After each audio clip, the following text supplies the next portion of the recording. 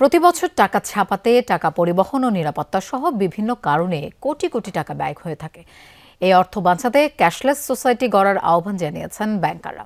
খুলনায় ক্যাশলেস বাংলাদেশ উদ্যোগে শোভাযাত্রা সেমিনার অনুষ্ঠিত হয়েছে। সভাপতিত্ব করেন বাংলাদেশ ব্যাংক পরিচালক রাফেজা আক্তার কান্তা। অনুষ্ঠানে খুলনার সরকারি ও বেসরকারি ব্যাংকে প্রতিনিধিরা অংশ নেন। প্রধান অতিথি কেন্দ্রীয় ব্যাংকের মুখপাত্র আরিফ হোসেন খান জানান, বাংলা কিউআর এর মাধ্যমে লেনদেন করলে সরকারের খরচ বেঁচে যাবে, পাশাপাশি অর্থ ব্যবহার নিরাপদ হবে।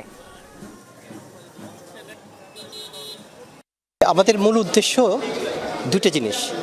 একটা হলো যে ক্যাশ জনিত যে আর্থিক খরচ রাষ্ট্রকে প্রতি বছর বহন করতে হয়, সেই খরচের হাত থেকে রাষ্ট্রকে মুক্ত করা।